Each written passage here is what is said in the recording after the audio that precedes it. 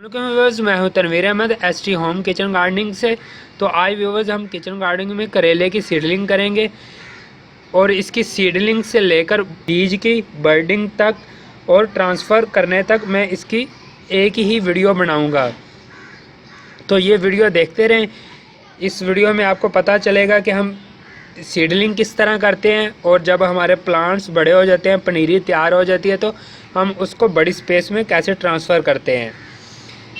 How to grow bitter gourd. तो चलें इसकी हम सीडलिंग करते हैं। इस ट्रे के अंदर मैंने मट्टी डाली हुई है।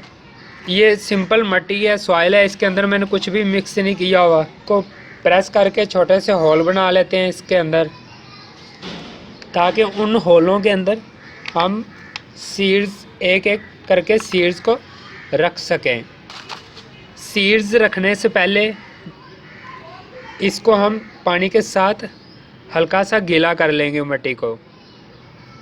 आप इसको शावर के साथ गीला कर लें ताकि पानी ज़्यादा ना डालें, ताकि आपकी मट्टी ख़राब ना हो।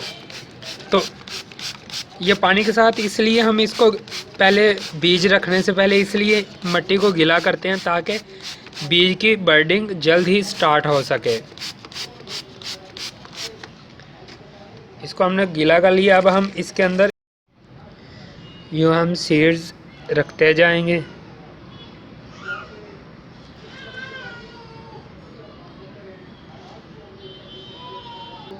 आप बिटर गोर्ड की जब सीडलिंग करते हैं तो आप इनके सीड्स को पहले गीला करके रख सकते हैं। उससे ये होता है कि इसकी बर्डिंग जल्दी स्टार्ट हो जाती है सीड्स की। और इसके साथ ही मैं ये करेली के सीड्स भी ग्रो कर दूंगा। ये कुछ एरिया में करेली के सीड्स लगा दूंगा। ये भी सेम करेले की तरह इसके सीड्स होते हैं।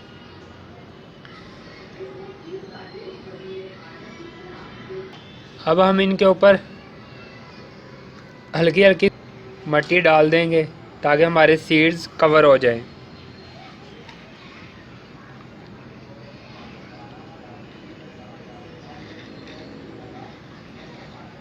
ऊपर से आप इसको थोड़ा सा मट्टी को पुश भी कर दें और शावर के साथ ही आपने पानी देना है।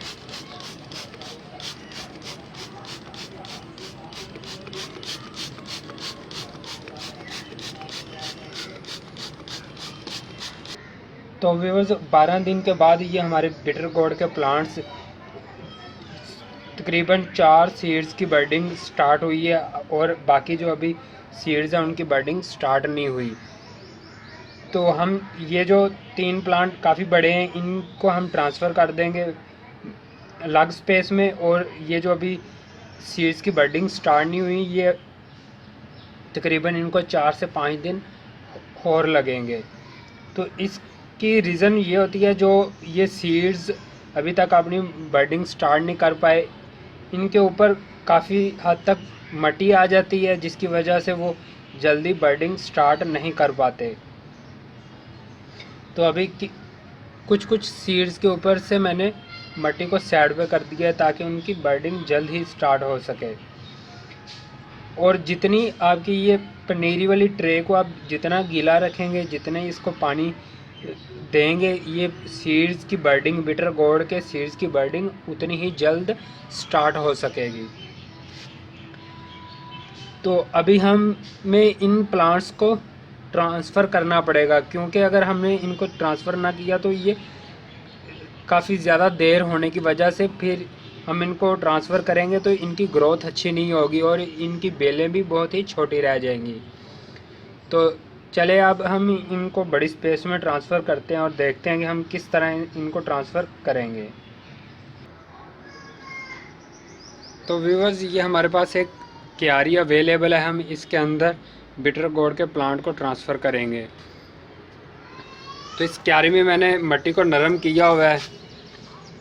बहुत ही सिंपल है। जब आप जो आपके पुराने ओल्ड प्लांट हैं आप उनको रिमूव कर देते हैं, तो तब जब आप नए प्लांट को ग्रो करने लगते हैं तो आपने सॉइल को पहले नरम कर लेना है। जैसे इस तरह मैंने इस सॉइल को नरम किया है। क्योंकि इनके अंदर जो पहले हमारे प्लांट्स लगे हुए थे उनकी रूट्स रह जाती हैं, तो वो नीचे से उन्होंने आपस में एक दूसरे के अंदर झगड़ी होती हैं वो रूट्स। तो उनको हम रिमूव करने के लिए हम इस टूल की मदद से मिट्टी को नरम करते हैं, ताकि वो सारी रूट्स जो मिट्टी के अंदर हैं वो टूट जाएं और हमारी मिट्टी बिल्कुल नरम हो जाए।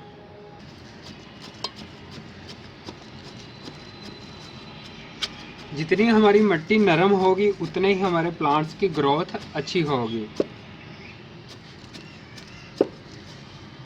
तो अब इसको हम हाथ से इक्वल कर लेते हैं, सीधा कर लेते हैं।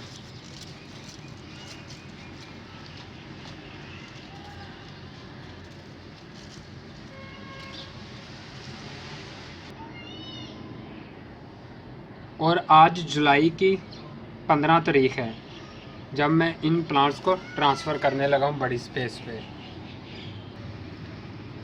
तो जो हम ट्रे के अंदर जो भी पनीरी, जिस भी प्लांट्स की पनीरी को ग्रो करते हैं, जब उसकी बर्डिंग स्टार्ट हो जाती है और इस स्पेस में उनको ट्रांसफ़र करना होता है, तो निकालने का तरीका बहुत ही ईजी है। नीचे से आप इसको यूँ पुश करें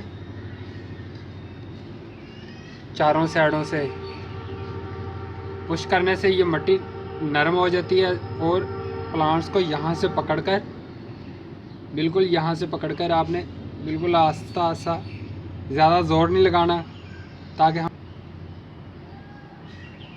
ताकि हमारा प्लांट्स डैमेज ना हो। तो ये इसकी रूट्स हैं, तो आप देख ही रहे होंगे ये रूट्स काफ़ी बड़ी हो गई हैं। तो अगर हम और दिन इसको ट्रे के अंदर रहने देते तो ये हमारे इस प्लांट ने बर्न होना शुरू हो जाना था। सिंपल आप हाथ से यूँ होल कर लें थोड़ा सा और इसको मिट्टी के अंदर रख के प्रेस कर दें ऊपर से।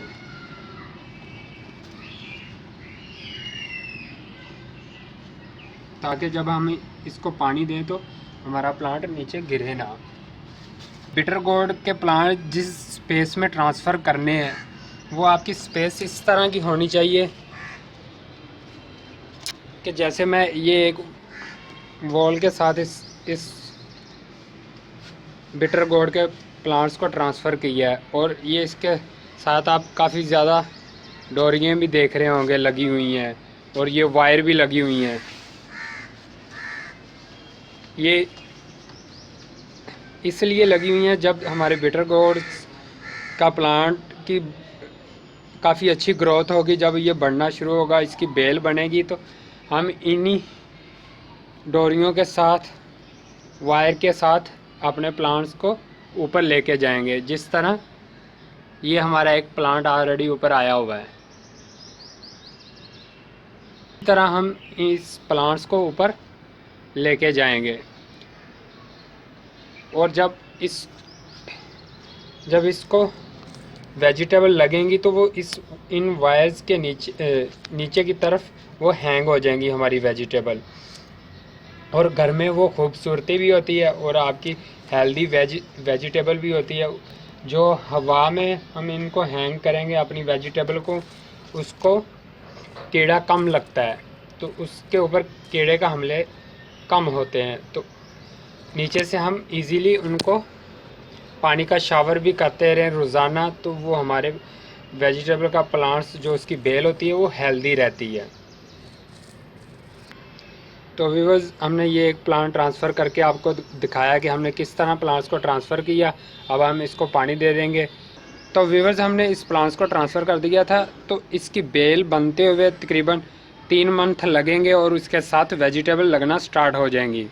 तो तब इसका मैं पार्ट 3 बनाऊंगा व्यूअर्स के लिए, व्यूअर्स को दिखाने के लिए कि हमारी वेजिटेबल किस तरह लगी हैं और हम बेल को इन वायर के ऊपर किस तरह लेके जाते हैं।